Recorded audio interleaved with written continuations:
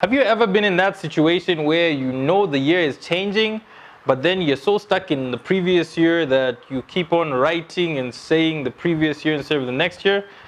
That was me on the previous video, guys. 2021 Toyota Hilux. It's not the 2020 Hilux. I said it so many times. The 2020 Toyota Hilux. The 2020 Toyota Hilux. This is the 2020 Toyota Hilux. It's the 2021 Toyota Hilux. Now, let's move on to today's video.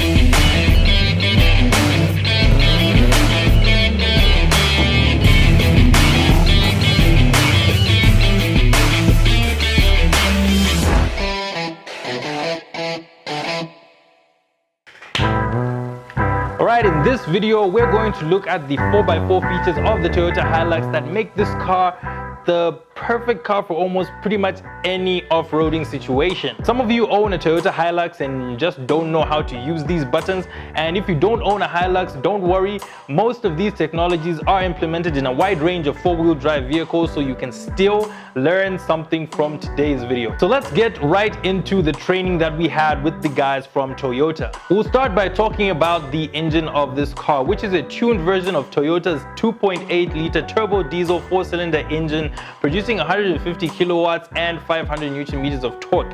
That's 20 more kilowatts and 50 more newton meters of torque in this engine. So definitely that's more power and more torque for 2021. For the transmission options that you have with this, you get a 6-speed manual transmission or a 6-speed automatic transmission. The first test we had was the car's ABS system, in which the facilitator asked us to pick a spot where we thought the Hilux would be able to stop after hitting the brakes hard from the cones. Now, he was doing 40 and 80 kilometers an hour, and these were the results that we got from this test. It means that your car's gonna stop here. Yeah. I'm lining up with you, yes. Yeah. Where do you think it's gonna stop? Yes. It will stop here. That's where you think it's gonna stop before it hits you, yeah? Yeah.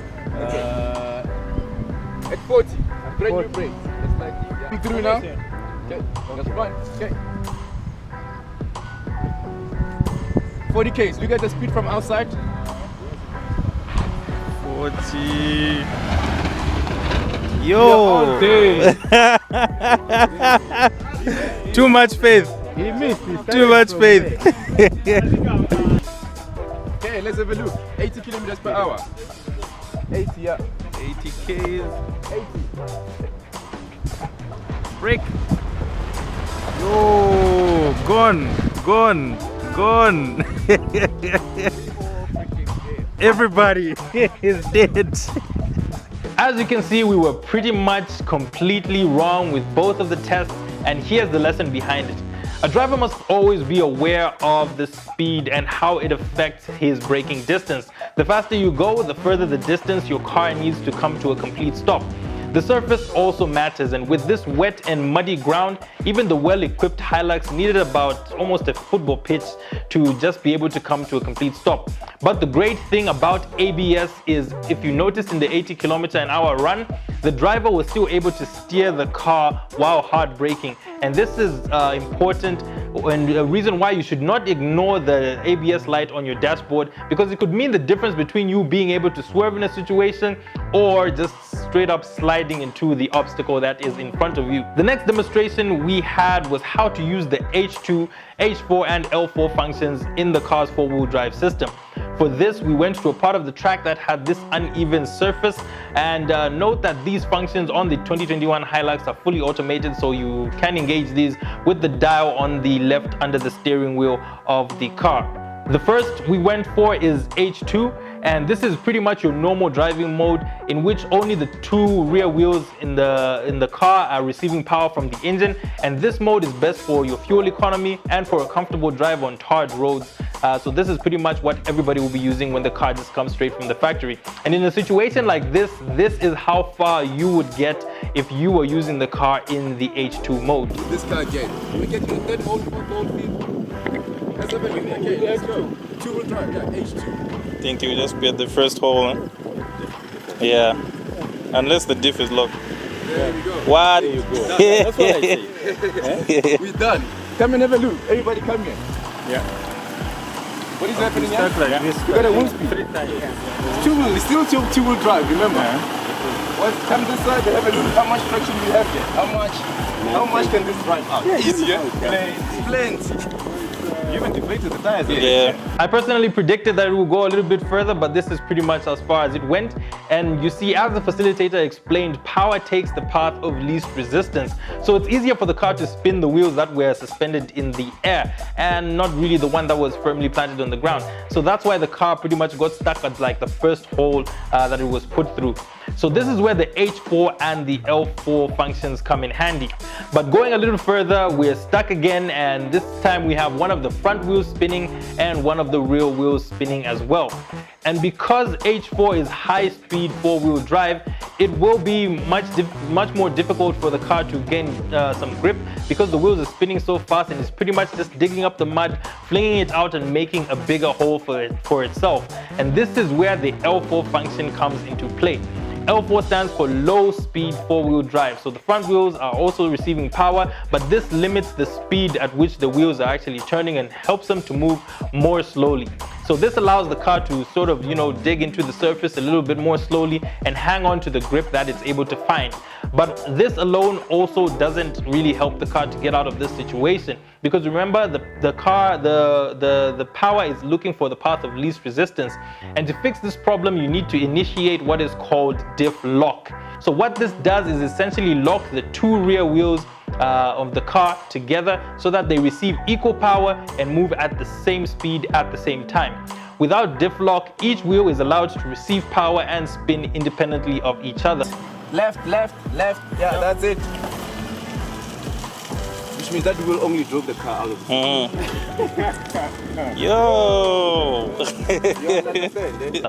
Once you're out of the jam, using the diff lock, because this will now help the tire that was holding onto the ground be able to receive the equal amount of power, and also because it's moving a bit slower, it won't just slip and start to create a hole there as well, but nice and slowly get you out of the jam. Once you've got yourself moving, you want to stop and disengage the diff lock, and it is advised that you keep your diff lock off when you're traveling back at normal speed. Toyota has also made improvements to the rear suspension of the car, with the shocks being able to travel much longer, and also improvement on the leaf spring setup, and this also gives it a better driving dynamic.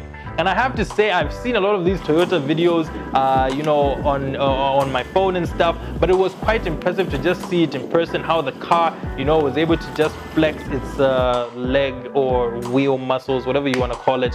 But this was pretty much all that we had. It was a nice short and sweet training, and then we were able to get the keys, and the facilitators allowed us to take the cars around the track. So probably the biggest lesson that I got from this off-roading session is that it's not all about that crazy mud splashing, especially if you intend to keep the car for years. So the actual drive was a pretty slow and careful navigation experience where, we're just trying to make sure that we're getting through the muddy terrain and, making sure that the car is still intact at the end of the session. I started with driving the manual car, and because I'm more used to older manual transmissions, I found this one to be very soft and lacking, a certain feel. A few times I wasn't sure if I had even successfully engaged the gear or not, and because there's almost like no tactile feel to this, but after a few minutes, obviously I was able to adapt, and following the careful instructions of the facilitators given, learning how to engage L4 and engage the diff lock, I was able to seamlessly take the manual car through the track. One feature that we were not taught about was DAC, which is descent assist control, which is a very helpful feature when you get to a stage where you're going down a really steep hill. Instead of you fighting with the brakes of your car to keep it from rolling down the hill really fast, DAC helps by allowing the car to actuate the brakes and also use the engine to bring the car down the hill nice and easy. And it's definitely something that a lot of people will find very useful in their 4x4. Stepping into the auto car, I was met with a more different experience. Firstly, the transmission felt a little bit odd. You know, it was took quite a bit of effort to be able to actually get it to change gear, and when it did, it was kind of harsh at times. And I don't know if this is normal, but I'd assume in 2021 this shouldn't be the case, because you know, things should be a little bit more smooth. But obviously, the automatic car made it much easier to get around the track.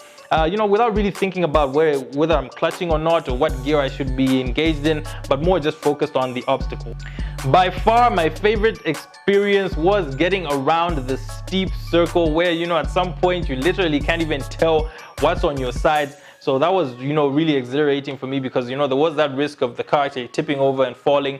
But, you know, just getting around that for me was the really exciting part. All in all, guys, it was a unique experience, as it's pretty common for people to have launches and just involve posters and brochures, but not, you know, the real life experience of people actually getting to drive the car and see the car in action. So this was really different, and I really enjoyed myself at this training. So that was the in-depth training on how you can use the Toyota's 4x4 technology to get yourself out of a series of off-roading situations. And needless to say, Toyota is a thoroughly trusted brand in Zambia, and you know, for good reason.